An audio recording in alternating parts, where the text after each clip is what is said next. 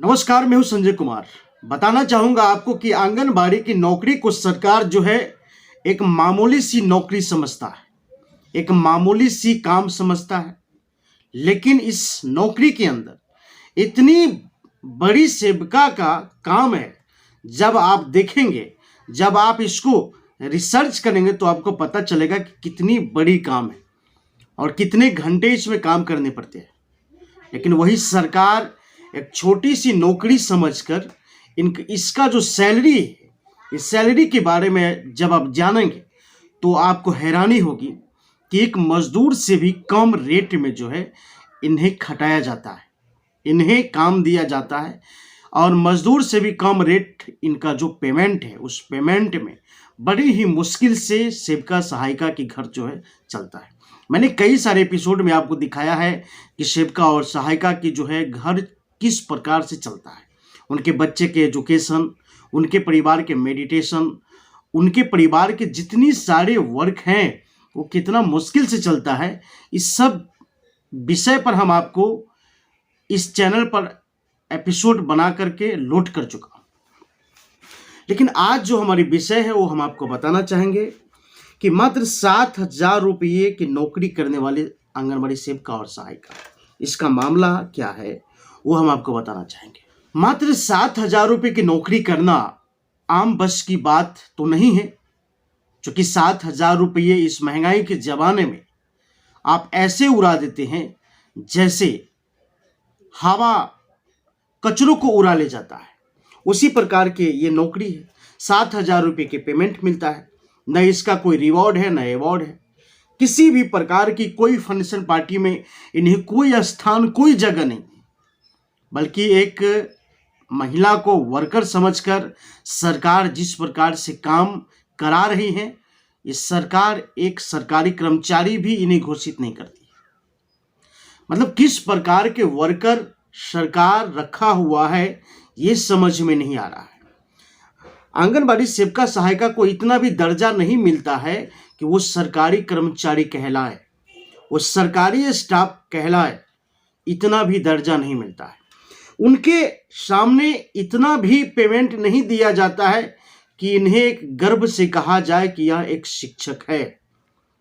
अगर इनके नाम के आगे शिक्षक भी अगर जोड़ दिया जाए या शिक्षिका भी अगर जोड़ दिया जाए, वो भी नहीं, बल्कि एक वर्कर है। किस प्रकार के वर्कर है ये भी हम आपको बताना चाहेंगे। शुरुआत में जब आंगनबाड़ी केंद्रों को जब लाया गया तो उन्हें बहुत सारे वर्क दिया गया। सबसे पहला वर्क उन्हें दिया गया स्वास्थ्य संबंधित विषयों पर काम करने के लिए, जैसे पल्स पोलियो की खुराक दवा पिलाने के लिए इन्हें रखा गया।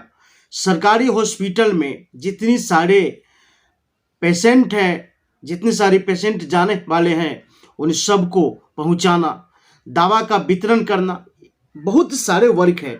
लेकिन हम इतनी सारे वर्क के पीछे तो बाद में जाएंगे, लेकिन आपको आगे की ओर लेकर के चल रहे हैं।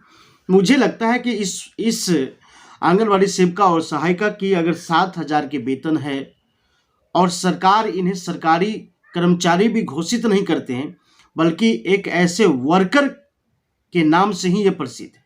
मुझे लगता है कि इस वर्कर को क्या होना चाहिए, इस वर्कर को क्या होना चाहिए। मुझे लगता है कि इन कम पेमेंट में ज़्यादा काम में इन्हें कम से कम तो नौकरी की बात, जो रिटायर हो जाएंगे उसके बाद कोई आसरा इन लोगों को नहीं है। इतना भी पेमेंट ये लोग नहीं बचा पाते हैं, इतना भी बचत नहीं कर पाते हैं ये लोग कि इन्हें रिटायर के बाद कुछ आमदनी रहे ताकि इनका जो भरण पोषण है वो चल सके।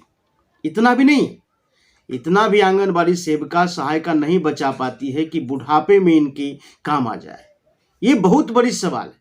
मैं इन सवालों पर लगातार जो है सरकार के साथ सवाल कर रहा हूँ।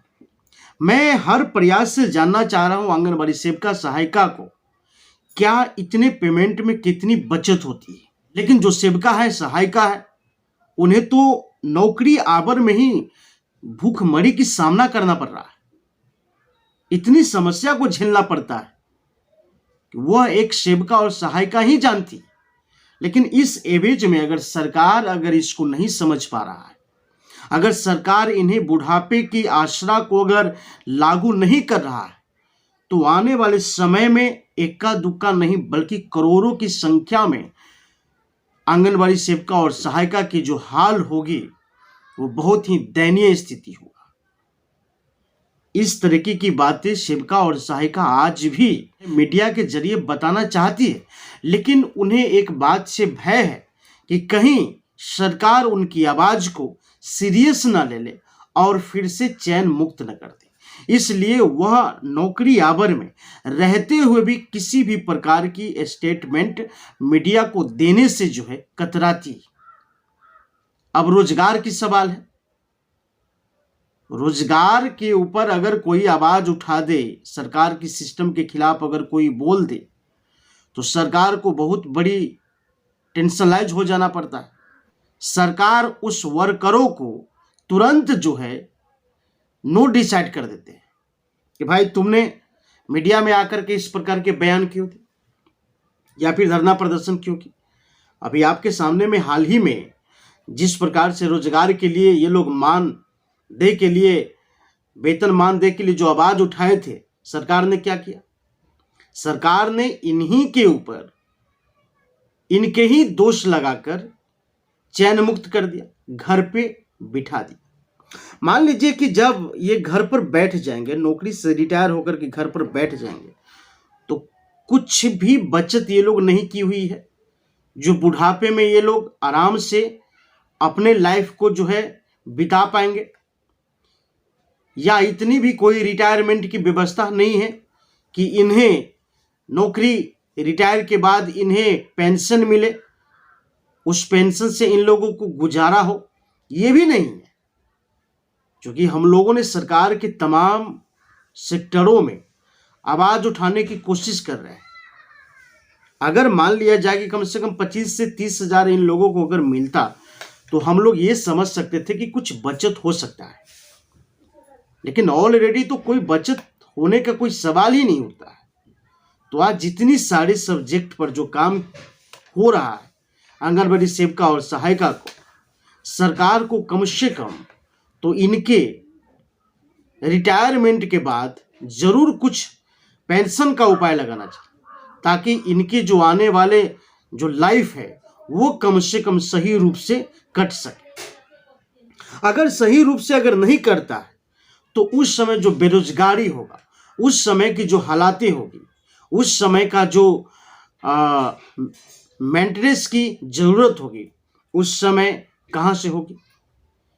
आखिर किसके ओर ध्यान देगी सेविका और सहायिका? ये बहुत बड़ी चीज।